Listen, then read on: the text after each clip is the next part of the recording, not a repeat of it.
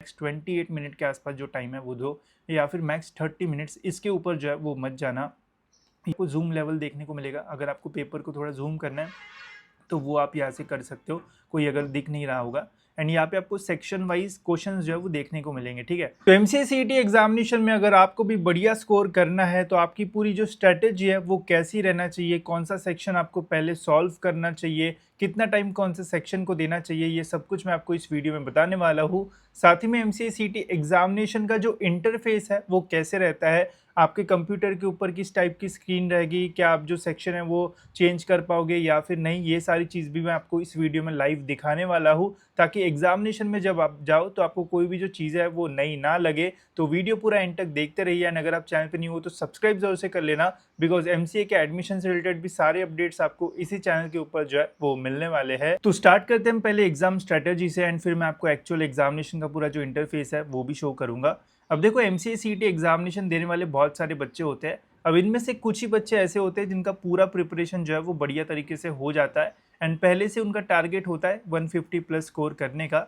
And फिर बचे हुए मैक्सिमम स्टूडेंट्स ऐसे होते हैं जिनका प्रिपरेशन जो है वो इतना अच्छे तरीके से नहीं हो पाता है, बट स्टिल दोस्तों आप जो है वो 2-3 सेक्शन भी बढ़िया करके 100 प्लस स्कोर जो है वो कर पाओगे, अगर आप इस स्ट्रैटेजी को प्रॉपरली यूज़ करते हो तो ये वीडियो सभी के लिए जिनका प्रिपरेशन अच्छे से हुआ है उनके लिए भी मैं आपको चीज़ें बताऊंगा। अगर आपका प्रिपरेशन सही से नहीं हुआ है तो आपको क्या करना है वो भी मैं आपको जो है वो बताता हूँ, ठीक है।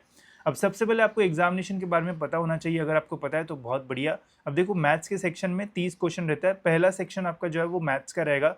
30 क्वेश्चन रहेंगे, 60 मार्क्स का यहाँ पे आपका पेपर जो है वो रहेगा मैथ्स का, ठीक है। एक ही पेपर होता है, उसमें 4 सेक्शंस आपको मिलेंगे, वो मैं आपको इंटरफेस में दिखा दूंगा।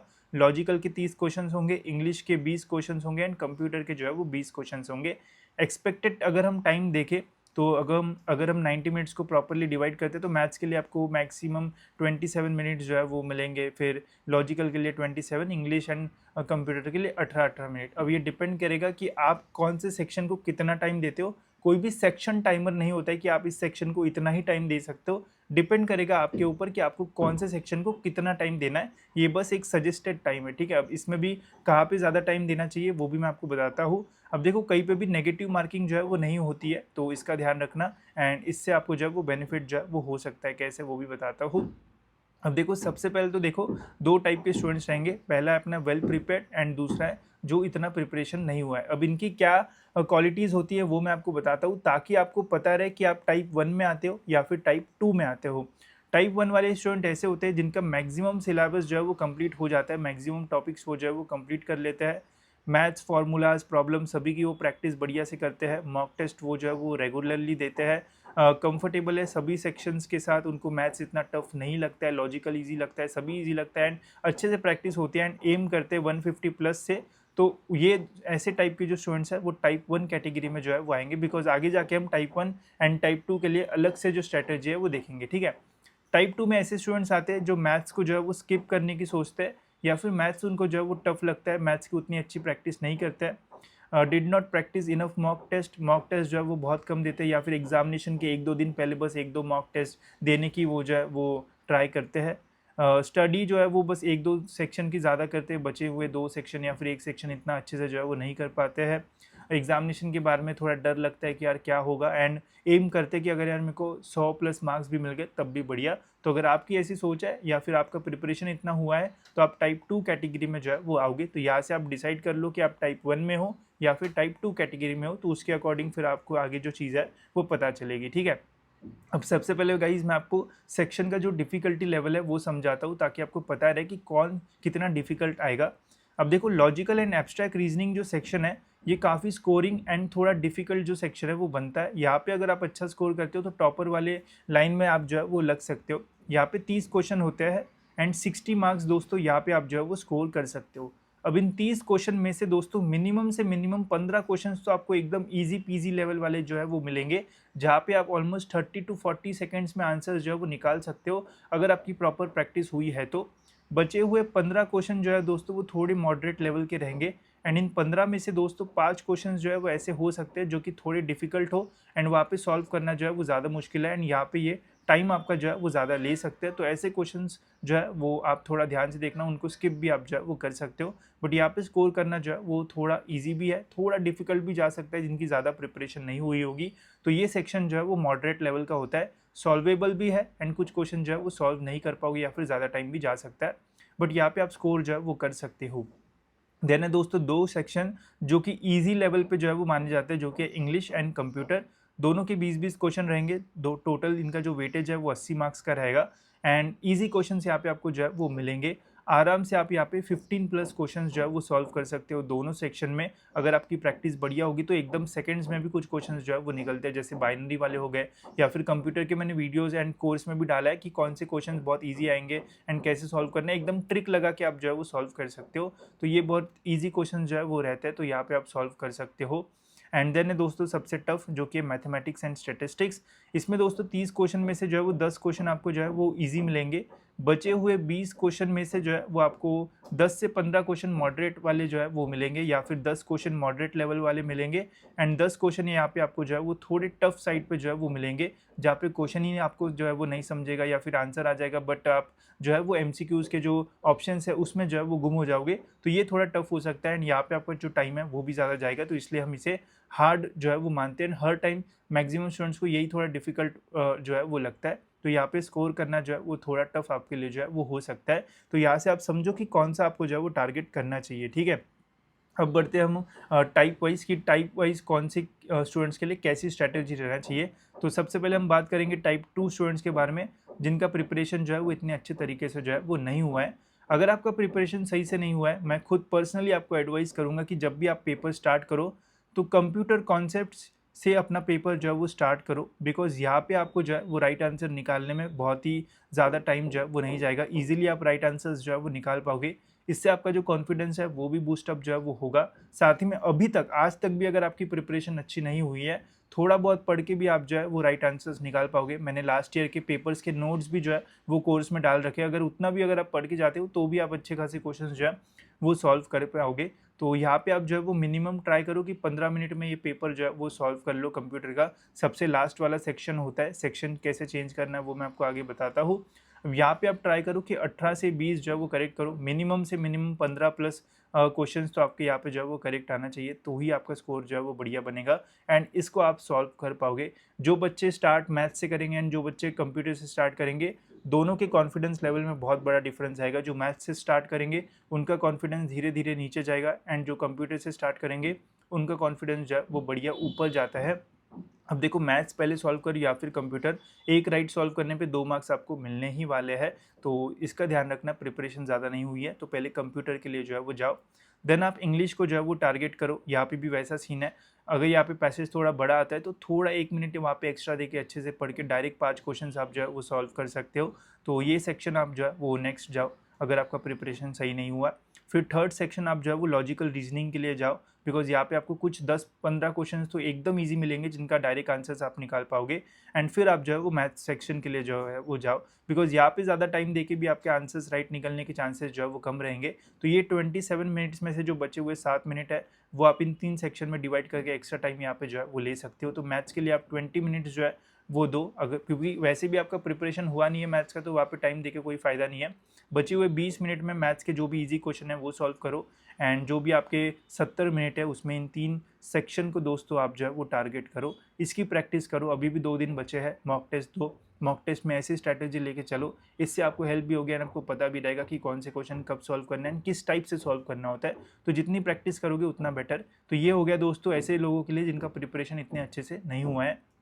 अब सपोज़ अगर आपका प्रिपरेशन जो है वो बढ़िया तरीके से हुआ है, तो आई विल सजेस्ट कि पहले आप जो है वो लॉजिकल रीजनिंग सेक्शन के लिए जाओ, बिकॉज इसका वेटेज जो है वो ज़्यादा है। यहाँ पे 30 क्वेश्चंस है, 30 क्वेश्चंस में से अगर आप 25 प्लस स्कोर जो है 25 प्लस क्वेश्चंस राइट निकालते हो, एंड भले यहाँ पे आप 1-2 मिनट ज़्यादा भी स्पेंड कर देते हो, तब भी आप जो है वो काफ़ी सारे लोगों से जो है वो आगे रहोगे एग्जामिनेशन में।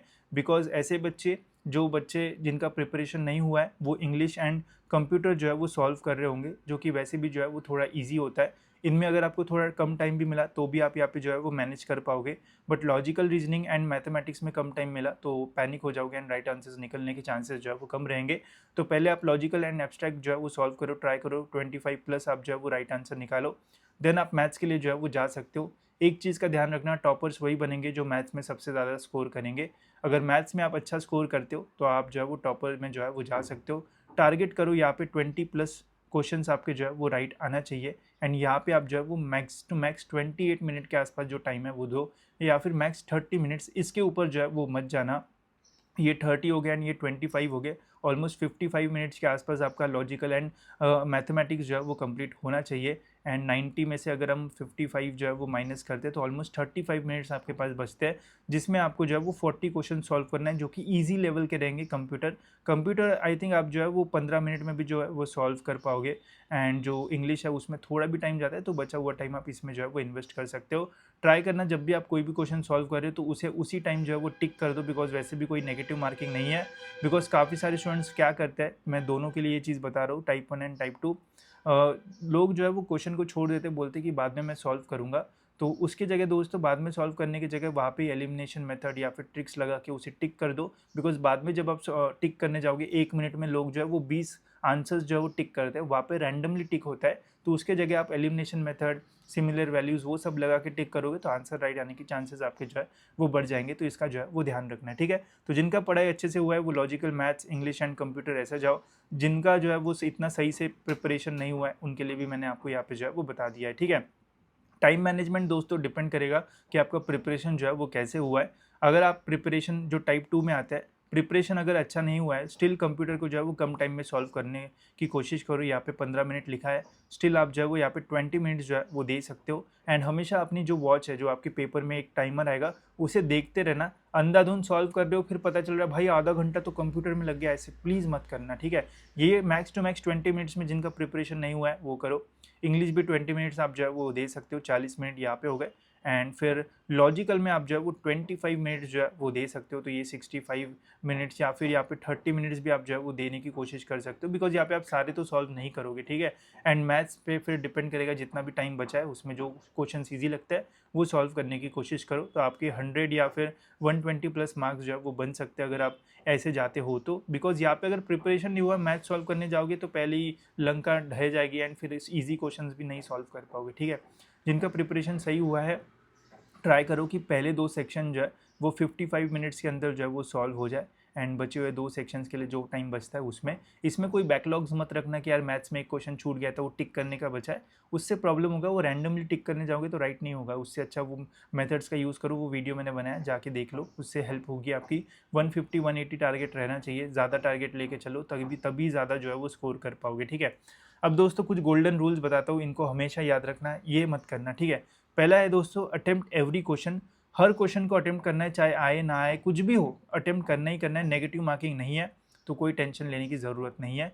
कोई भी दोस्तों एक पैटर्न लेके जो है वो मत जाओ कि यार मैं, अगर मेरे को कोई क्वेश्चन का आंसर नहीं आएगा तो मैं बी ही टिक करूंगा, वो मत करना। मैं भी अपना जब 10th 11th 12th में जब CET हुई थी तो यार मैं बी करके आता था, एंड वो एलिमिनेशन वो सारी मेथड्स जो है वो यूज़ नहीं करता था। वो यूज़ करो, सच में उससे फ़ायदा होगा, एंड उसी टाइम उसी क्वेश्चन को उधर ही ख़त्म कर दो ताकि आगे जाके रैंडम टिक ना करना पड़े।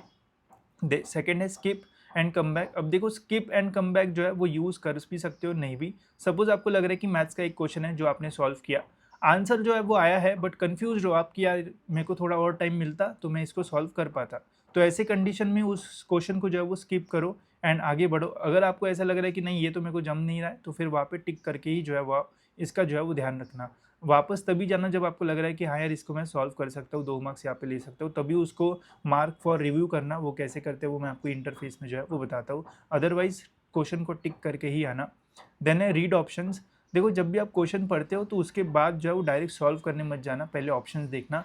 ऑप्शन से ही आपको समझ में आएगा कि क्वेश्चन का आंसर जो है वो कहाँ पे रहना चाहिए, एंड उसी से कभी कभी तो ऑप्शन देख के ही आंसर आ जाता है। तो ऑप्शन को जो है वो क्वेश्चन पढ़ने के बाद जो है वो देखो, आपके आंसर्स निकलने के चांसेस और बढ़ जाएंगे एंड आपकी स्पीड भी बढ़ जाएगी। देन है don't change answers, your first instinct is usually correct, only change answer if you are 100% sure.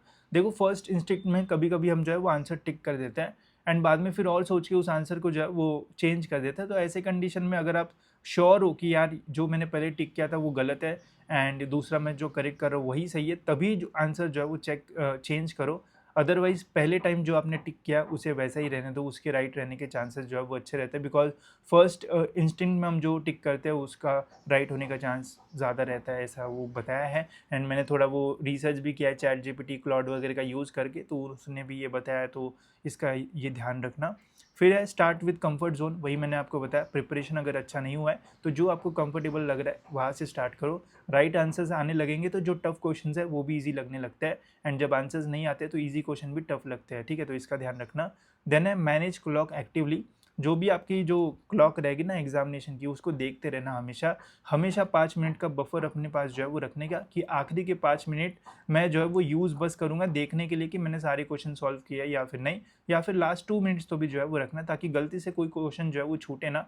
अगर क्वेश्चन छूटा तो डायरेक्ट 2 मार्क्स गए, अगर गलती से आपने टिक कर दिया तो क्या पता आपको मार्क्स मिले या फिर ना मिले। तो कोई भी क्वेश्चन नहीं छूटना चाहिए एंड हमेशा क्लॉक को जो है वो देखते रहना, ठीक है। तो ये गोल्डन रूल्स है, इनको फॉलो करोगे तो आपका पेपर जो है वो बढ़िया जाने के चांसेस मैक्सिमम जो है वो रहेंगे, ठीक है। बाकी तो गाइज फिर ये है रियलिस्टिक कोर एस्टिमेटर।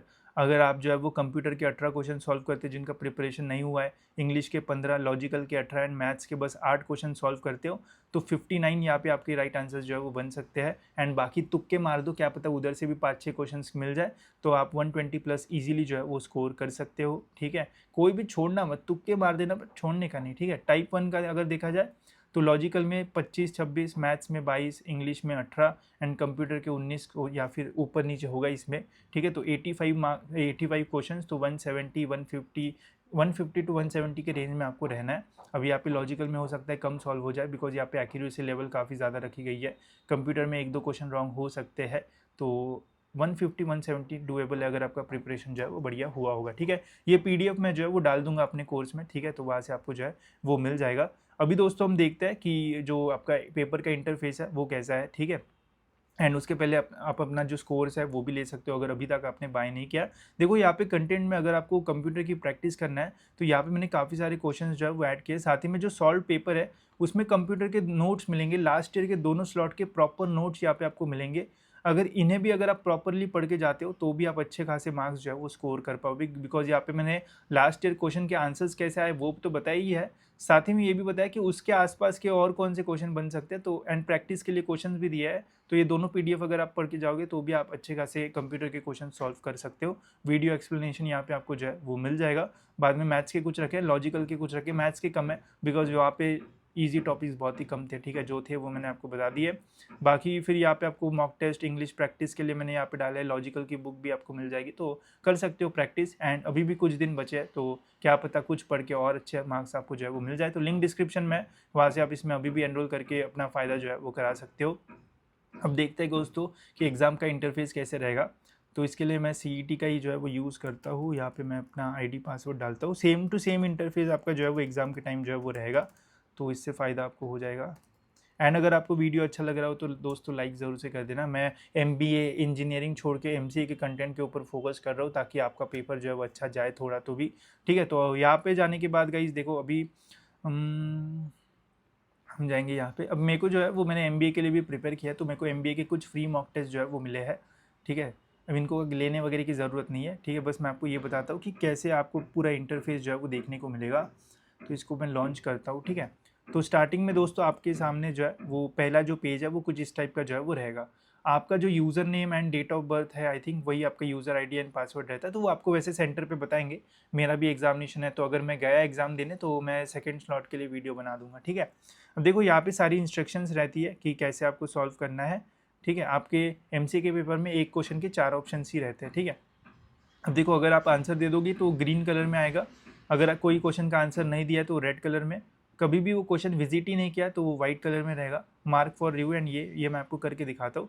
जैसे ही आपका टाइम शुरू हो जाएगा, जैसे 11 बजे पहला एग्जामिनेशन है तो 11 बजे आपको बोलेंगे कि यहाँ पे टिक करो sorry and I am ready to begin, इसके ऊपर आपको 11 बजे क्लिक करना पड़ेगा पहले स्लॉट में, तो फिर आपका एग्जामिनेशन स्टार्ट होगा। कुछ इस टाइप का इंटरफेस आपको जो है वो देखने को मिलेगा, सेम टू सेम इंटरफेस यहाँ पे जो है वो रहता है। ये जो टाइम है ये आपका जो है वो नहीं रहेगा, ये मतलब हर क्वेश्चन के लिए टाइम यहाँ पे है, ये आपका जो है वो नहीं रहेगा। आपका जो मेन टाइमर है वो यहाँ पे आपको जो है वो दिखेगा। आपका पेपर 90 मिनट्स का है तो यहाँ पे 90 मिनट्स रहेंगे, ये एमबीए का इसलिए 150 मिनट दिख रहा है।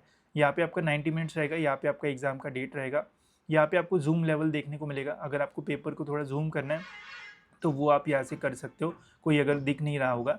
एंड यहाँ पे आपको सेक्शन वाइज क्वेश्चंस जो है वो देखने को मिलेंगे, ठीक है। मतलब सपोज मैथ्स का रहा तो मैथ्स के 30 क्वेश्चंस यहाँ पे रहेंगे। तो जो फर्स्ट सेक्शन होता है दोस्तों वो आपका रहेगा मैथ्स वाला, ठीक है। तो यहाँ पे अभी लॉजिकल रीजनिंग है, आपका एमसीएम में मैथ्स रहेगा। मैथ्स के पहले 30 क्वेश्चंस आपको यहाँ पे देखने को मिलेंगे, ठीक है। अगर आपको मैथ्स पहले सॉल्व नहीं करना है तो यहाँ पे राइट हैंड साइड पे सेक्शन चेंज करने का ऑप्शन रहेगा, तो कोई भी सेक्शन कभी भी आप चेंज कर सकते हो। अगर आपको इंग्लिश का सेक्शन चाहिए तो यहाँ पे इंग्लिश लिखा रहेगा, उस पर जाना, तो आपका इंग्लिश जो है वो सॉल्व आप यहाँ से जो है वो कर पाओगे, ठीक है। यहाँ पे भी देखो 5 ऑप्शन है, 5 नहीं आपके 4 ही रहेंगे, एमबीए में 5 ऑप्शन रहते हैं, ठीक है। अब यहाँ पे और एक चीज़ होती है कि जब आप ऑप्शन को टिक करोगे ना तो ऑप्शन के ऊपर क्लिक करते हो तो टिक नहीं होता है, ये गोले में आपको जो है वो टिक करना पड़ता है। इसलिए मैं बोल रहा हूँ कि लास्ट में बैकलॉग वाले क्वेश्चंस मत रखना, 1 मिनट में 10 क्वेश्चन टिक करना भी मुश्किल हो जाता है, ठीक है, बिकॉज हड़बड़ी होती है, फिर रैंडमली टिक करोगे तो राइट आंसर्स नहीं आएंगे, ठीक है। अब देखो इसके ऊपर टिक किया तो ये देखो ग्रीन हो गया, ठीक है। अभी ये देखो वाइट है, अभी मेरे को यहाँ पे जाना है, ठीक है। तो यहाँ पे जाने के लिए मैं क्या कर सकता हूँ, नेक्स्ट कर सकता हूँ, ठीक है। नेक्स्ट करूँगा तो मैं इस वाले क्वेश्चन पे आ गया। अब ये लाल क्यों है, बिकॉज मैं यहाँ पे आ गया हूँ बट अभी तक मैंने क्वेश्चन को सॉल्व नहीं किया है, ठीक है। अगर मैं इस क्वेश्चन को स्किप कर देता हूँ तो ये जो है वो लाल ही रहेगा, ठीक है। वापस अगर मुझे जाना है तो आप प्रीवियस पे क्लिक करके जा सकते हो, या फिर इस क्वेश्चन के ऊपर भी क्लिक करके उस क्वेश्चन के ऊपर आप जा सकते हो। जैसे ही आप राइट आंसर पे क्लिक करोगे तो वो ग्रीन हो जाएगा, ग्रीन होने के बाद आपको नेक्स्ट के ऊपर जो है वो क्लिक करना है, ठीक है। सपोज लगता है कि यार इस क्वेश्चन का आंसर तो मैंने टिक कर दिया बट मेरे को लग रहा है कि थोड़ा इसको बाद में देखना पड़ेगा, तो इसको मैं टिक कर दूंगा। एंड फिर यहाँ पे आपको मार्क फॉर रिव्यू का ऑप्शन मिलता है, ये देखो ऊपर वाला ऑप्शन है यहाँ पे मार्क फॉर रिव्यू। तो ये देखो अभी पर्पल कलर में हो गया, ठीक है। पर्पल कलर के ऊपर एक टिक आपको देखने को मिल रहा है, जिसका मतलब क्या है कि आपने मार्क फॉर रिव्यू तो किया है बट उस आंसर को जो है वो टिक किया हुआ है, ठीक है। मतलब टिक किया है तो ऐसे ही करना, मार्क फॉर रिव्यू कर रहे हो तो टिक करके रखना, गलती से बाद में टाइम नहीं मिला तो वो टिक रहेगा एंड वो कंसिडर किया जाएगा, ठीक है। वही सपोज ये क्वेश्चन मैं देख रहा हूँ, यहाँ पे ऑप्शन है बट मैंने इसको मार्क फॉर रिव्यू किया है बट ऑप्शन को कोई भी टिक नहीं किया है एंड नेक्स्ट पे बढ़ गया, तो यहाँ पे आपका ऐसा दिखेगा, वो पर्पल तो होगा बट उसके ऊपर ऐसा टिक नहीं रहेगा। तो हमेशा ऐसा जो है वो मत करना, बिकॉज गलती से फिर वापस यहाँ पे आप नहीं गए तो फिर वो आंसर चला जाएगा, 2 मार्क्स आपके गए। अगर मार्क फॉर रिव्यू कर रहे हो तो क्वेश्चन के ऑप्शन को टिक करके चले जाना आगे, भले भले ही बाद में अगर विजिट नहीं भी कर पाए तो वो कंसिडर किया जाएगा एंड इसका अगर राइट आंसर आता है तो आपको मार्क्स मिलेंगे, नहीं आते तो 0 मार्क्स मिलेंगे, ठीक है। तो ऐसा पूरा जो है वो रहता है। यहाँ पे आपको जो है वो समरी दिखेगी कि कितने क्वेश्चंस आपने सॉल्व किए हैं, कितने आंसर नहीं किए, कितने विजिट नहीं किए, कितने मार्क फॉर रिव्यू है and answer but mark for review नहीं है, ठीक है। जब आपका टाइम खत्म होगा तो ध्यान रखना, एक तो यहाँ पे आपका जो ग्रीन है वो 90 होना चाहिए, या फिर सपोज यहाँ पे 80 है, मतलब 80 आंसर्स आपने दे दिए हैं एंड मार्क फॉर रिव्यू में यहाँ पे जो है वो 10 है तो चलेगा। 100% रेड कलर में जो है वो 0 रहना चाहिए जब भी आपका पेपर जो है वो कंप्लीट हुआ हो। वाइट आपका जो है वो 0 रहना चाहिए। मार्क फॉर रिव्यू आपका जो है वो 0 रहना चाहिए जब आपका पेपर खत्म हो रहा हो, ठीक है। एंड एक तो आपके जो क्वेश्चन नंबर्स जो है वो ग्रीन में रहना चाहिए एंड यहाँ पे रहना चाहिए, ठीक है। बाकी 1 2 एंड ये 3 जो है वो 0 0 रहना चाहिए। ये अगर 0 0 है तो समझ जाना आपने पूरा पेपर प्रॉपरली सॉल्व किया है, कोई भी क्वेश्चन आपसे जो है वो छूटा नहीं है।